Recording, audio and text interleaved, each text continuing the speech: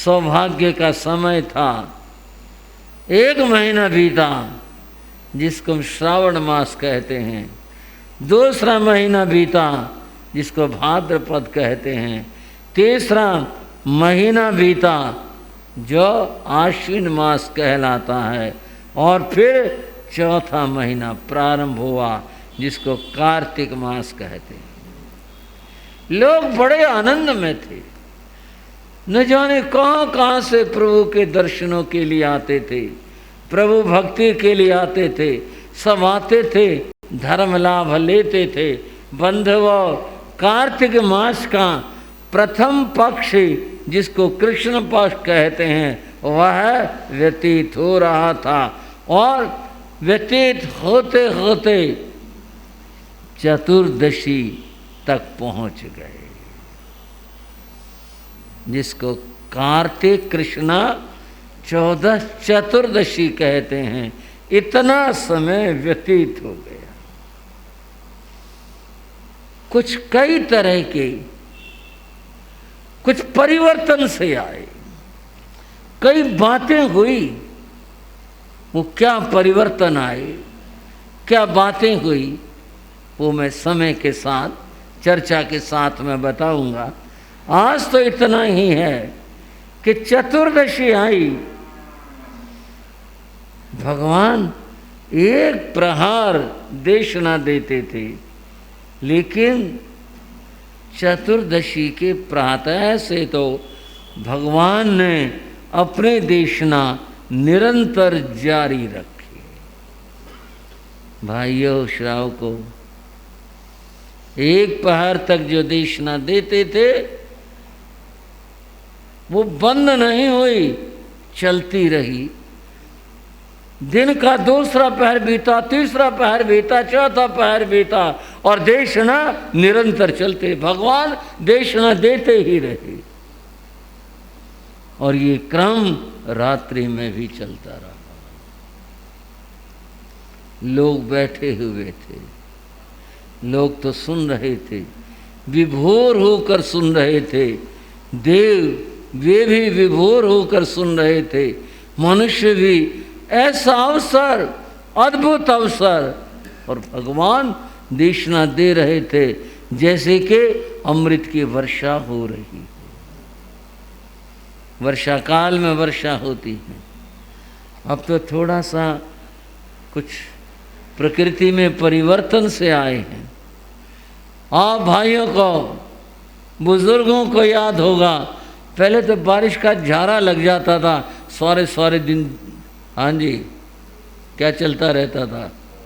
वो झारा चलता रहा, बारीक बारीक बूंदें बरसती रहती थी, बंद ही नहीं होती। सारा दिन बीत गया, कभी कभी तो 2-2 दिन हो जाते थे, चलते रहते थे। ये तो मैंने एक समझने का उदाहरण दिया। बंधुओं, महाप्रभु की अमृत वर्षा, प्रभु की वाणी निरंतर चलती रही, और लोग बैठे हुए सुनते रहे, धन्य होते रहे। एक दिन व्यतीत हो गया। अब अमावस्या प्रारंभ हुई, भगवान की देशना बंद नहीं हुई।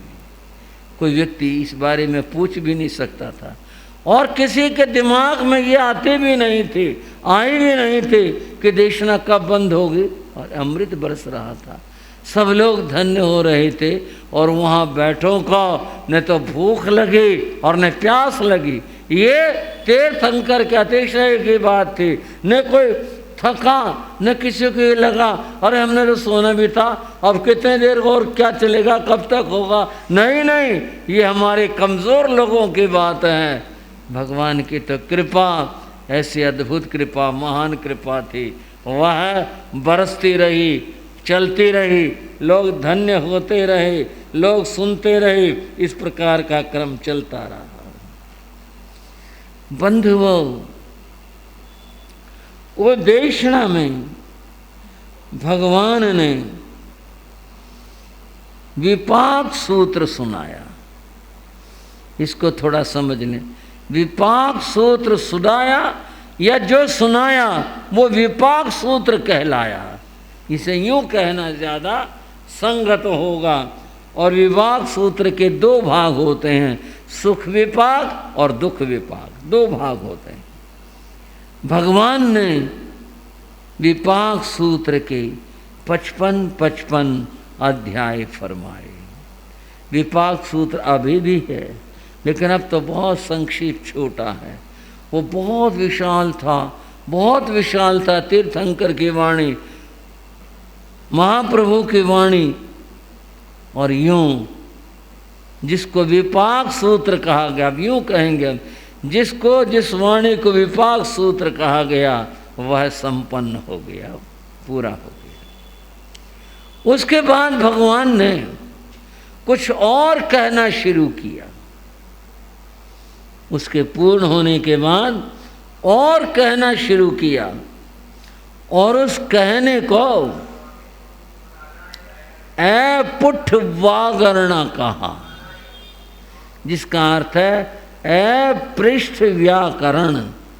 उसका भी अर्थ है बिना पूछे, बिना किसी जिज्ञासा के, बिना किसी के कहे, जो अपने आप से प्रभु फरमा रहे थे, बता रहे थे, उसको पृष्ठ व्याकरण, बिना पूछे। इसको कहते हैं अहेतु कृपा। बिना किसी कारण के, बस बारिश हो रही है कि किसी ने कहा हो तो बारिश होती है, ऐसा नहीं। अमृत का वर्षण था, अपने आप प्रभु फरमा रहे थे, बिना पूछे, बिना जिज्ञासाओं के कह रहे थे, और निरंतर कहे जा रहे थे। और वो वातावरण उस दिन का कैसे था? उस दिन 9 लच्छवी 9 मल्लवी राजा हस्तिपाल और भी राजा लोग, अनेक श्रेष्ठी, अनेक और अन्य लोग तथा देवगण, ये सब के सब वहाँ पर उपस्थित थे, और बड़ी ध्यान के साथ, श्रद्धा के साथ में भगवान की वाणी सुन रहे थे। और भगवान ने कहना फरमाना शुरू किया हुआ था। विपाक सूत्र के पूर्ण होने के बाद में फिर भगवान ने जो कहना शुरू किया वह उत्तराध्ययन कहलाया। क्या कहलाया? उत्तराध्ययन सूत्र पृष्ठ व्याकरण है, बिना पूछे हुए, बिना जिज्ञासा के, बिना किसी के कहे, अपने आप भगवान ने इसे फरमाया था। बंधुओं, अब आप इस बात का आपने समाधान पाया होगा कि ये उत्तराध्ययन क्या चीज़ है। अब आप समझ लो, ये भगवान महावीर की वाणी है और अंतिम वाणी है। क्या समझे आप? भगवान के वाणी है और अंतिम वाणी है। वाणी को देशना कहते, भगवान की अंतिम देशना है। इसका नाम उत्तराध्ययन सूत्र है। उत्तराध्ययन सूत्र क्यों कहा? इसका क्या अर्थ है? इसका भी कोई तात्पर्य होगा। इसका तात्पर्य है, बंधुओं, उत्तर शब्द बाद के लिए आता है। बाद शब्द है ना, इसके बाद, जिसे कहे ना ये काम हो गया, इसके बाद, ये जो बाद है ना, ये बाद के लिए उत्तर शब्द आता है। ये बाद की बात है, ये बाद में कहिए, ये बाद में हुआ है, ये बाद में बात चली थी। बाद पश्चात, समझ लो थोड़ा सा, ये भी आनंद की बात होती है। मौका है सुनने का और समझने का, क्या चीज़ है ये है। उत्तर का अर्थ बाद है, पश्चात को उत्तर कहते हैं। अर्थात बाद में, सबसे बाद में जो कहा गया, जो सुनाया गया, जो देशना दी गई, वह वे अध्ययन, वे जिसको अध्ययन चैप्टर और बाब कहते हैं, अध्याय, वो अध्ययन। अब इसका अर्थ क्या बनेगा? सबसे बाद में जो अध्ययन भगवान ने फरमाए वे उत्तराध्ययन कहलाए। समझ आई बात भाई? सबसे बाद में जो भगवान ने अध्ययन फरमाए वे उत्तराध्ययन कहलाए। हम मनुष्य ना, हम मनुष्यों की जैसी भी समझ है, जैसी भी बुद्धि है, हम बहुत बुद्धि नहीं रखते। हम मनुष्य साधारण हैं, अल्प ज्ञानी हैं। भगवान की वाणी सारी महान होती है, लेकिन हमारा मोह कहीं विशेष लग जाता है, हमारा मन कहीं जुड़ जाता है। भगवान के इस अंतिम देशना, अंतिम वाणी को बंधवो उत्तर शब्द के द्वारा व्यक्त किया। इसका एक और अर्थ है, उत्तर का अर्थ होता है श्रेष्ठतम। उत्तर शब्द का एक अर्थ होता है, हाँ जी, श्रेष्ठतम। अब श्रेष्ठतम तो सारे ही शास्त्र हैं, कोई ऐसा नहीं जिन पर हम मनुष्य हैं ना। अब हमारी पहुंच तो यहाँ तक है, भाई यहाँ तक है, तो हम तो फिर इसी को ही कहेंगे ना श्रेष्ठतम। इससे उत्तम और क्या होगा? हमारी बुद्धि इतनी ही है, इससे उत्तम क्या होगा, इससे श्रेष्ठ क्या? भगवान की वाणी, महाप्रभु की वाणी, अंतिम वाणी, अंतिम संदेश तो दुनिया पूछती है इस बात, अंतिम संदेश क्या था भाई, अंतिम बात क्या कही भाई, अंत में क्या बात चली थी, अंत में क्या हुआ था, उस बात पर हम मनुष्य सबसे ज्यादा ध्यान देते हैं। इसलिए कहा श्रेष्ठतम। उत्तर शब्द का श्रेष्ठतम, अध्ययन माने, फिर समझ लो, अध्ययन माने चैप्टर होता है, अध्याय होता है, उर्दू में इसको बाब कहते हैं। ये अध्याय है, अंतिम अध्याय। भगवान ने ये अध्याय कहने शुरू किए, निरंतर कहने शुरू किए, कहे जा रहे थे। और यूँ कहते कहते इसके बीच में और भी कथा के अंश हैं, वो आपको मैं जहाँ जहाँ प्रसंग होगा बताऊंगा। भगवान ने ये 36 अध्ययन फरमाए थे। 37वां अध्ययन, जिसका नाम मरुदेवा था, वो भगवान ने शुरू किया था और वहाँ भगवान का निर्वाण हुआ था। निर्वाण के बाद वो बाद में होगी और बंध हुआ तो इतनी बाद। ये 36 अध्याय हैं जो भगवान ने अपने जीवन के सबसे अंत में फरमाए थे, सुनाए थे, सबसे अंत में कहे गए थे। ये सर्वश्रेष्ठ हैं हमारे लिए, ऐसे हैं, इसलिए इसका नाम उत्तराध्ययन सूत्र है। सूत्र का अर्थ कई बार पहले भी चर्चाओं में कहा गया, जिसमें शब्द थोड़े हो, अर्थ जिसके अंदर ज़्यादा हो, उसको सूत्र कहते हैं। तो बंधवो, ये सूत्र का ये अर्थ है, उत्तराध्ययन सूत्र का ये भाव है। अब आप समझो, दीपावली के अवसर के ऊपर हम इसकी वाचना इसलिए करते हैं, ये भगवान ने इस अवसर पर फरमाया था। दीपावली के अवसर पर, उस समय दीपावली का ये स्वरूप नहीं था, वो जैसे भी था वो भी बताऊंगा मैं आपको, उस समय फरमाया था। तो इसलिए हम इस अवसर के ऊपर इसकी वाचना करते हैं, इस शास्त्र को पढ़ते हैं तथा इस शास्त्र के स्वाध्याय करते हैं। ये इसका भाव है। बंधुओं, आज आपने 2 अध्ययनों की वाचना सुनी। अब एक तो ये है कि मैं बस आपको इतना बता दूं, पहले अध्याय का नाम विनय शुद्ध, ऐसे विनय की बातें बताए, साधु कैसा। और दूसरा जो अध्ययन है उसका नाम है परिचय प्रविभक्ति, उसमें परिचयों के बारे में बताया गया, ये बातें बताई गई हैं और बात पूरी हो जाए। परंतु मैं इनमें जो वर्णन हुआ है उसको कहने का प्रयास करता हूँ। वाचना आगे आगे चलती रहती है। हम इसकी जब पढ़ने बैठे हैं, स्वाध्याय करने बैठे हैं, कम से कम जान तो लें इसमें संदेश क्या आया, बात क्या बताई। इसीलिए हमारी जो चर्चा वो पीछे पीछे चलती रहती है। और दीपावली के बाद भी मैं तो चर्चा करता रहा, चतुर्मास तक करता रहता हूँ इसी की, इसमें क्या बात कही, क्या चर्चा चली, कैसे बात। जैसे आज के समय तो हो गया, केवल बात शुरू कर रहा हूँ। पहला अध्ययन, इसका नाम विनय श्रुत है, जिसमें विनय धर्म के बारे में बताया गया। क्या? विनय धर्म के बारे में बताया गया। विनय शब्द के 2 अर्थ होते हैं।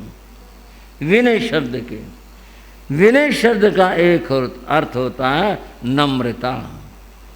विनय शब्द का दूसरा अर्थ होता है आचार, क्रिया, व्यवहार, ये सब विनय शब्द के अर्थ हैं। यहाँ दोनों ही हैं, दोनों अर्थ लागू होंगे। विनम्रता भी लागू होगा और आचार भी लागू होगा। अब देखो शुरू के एक पंक्ति की बात करते हैं। संजोगा विपमुख से अणगारस भिक्षुण विनियम पाव करिस्वामी आणुपोव्यंग सुने हमें। भगवान ने देखो कैसे हमारे कल्याण के लिए क्या फरमाया, कैसे बताया। संयोगों से जो मुक्त हुए हैं, संयोग द्रव्य और भाव रूप से संसार के बंधन, परिवार, घर, मित्र और परिग्रह, ये सब ये संयोग, इन सबको, इन संयोगों को जिन्होंने छोड़ दिया है। और संयोग का दूसरा राग द्वेष आदि भाव, उनको जिन्होंने छोड़ दिया है। अणगार से भिक्षुणों, वे अणगार, वे साधु, वे भिक्षु विनियम पाव करिस्वामी, मैं उनके विनय धर्म को प्रकट करूंगा। सुनो श्रावक श्राविकाओं, भगवान खुद ही बता रहे हैं, मैं उनके विनय धर्म को प्रकट करूंगा। आणुपोव्यंग सुने में, तो मेरे से अनुक्रम के साथ बारी बारी नंबर से क्रमशः उसे सुनते चलो। अब भगवान ने क्या फरमाया, भगवान क्या बताते हैं, अब तो फिर बात कल के ऊपर जाएगी, इसलिए मैं कह रहा हूँ मैं थोड़ी थोड़ी चर्चाएं बताऊंगा। उत्तराध्ययन में कितना ज्ञान है, कितनी कितनी बातें जिनकी मतलब कल्पना भी नहीं आती, इतनी सारी बातें। और अंत में एक बात कह रहा हूँ, उत्तराध्ययन सूत्र ज्ञान का समुद्र है और समुद्र का एक नाम रत्नाकर है। रत्नाकर कहते हैं रत्नों का खजाना, समुद्र में रत्न पाए जाते हैं। उत्तराध्ययन सूत्र के अंदर इसमें ज्ञान की रत्न भरे हुए हैं। आपको निमंत्रण दे रहा हूँ, श्रावक श्राविकाओं को निकाल लो, बटोर लो इन रत्नों को और धन्य हो जाओ। आगे चर्चा भगवान ने क्या फरमाया विनय धर्म के अंदर, उसकी बात करेंगे। आज की बात इतनी ही, मिलकर बोलेंगे। भारत मंगलाचार प्रभु के जय बोलो, भारत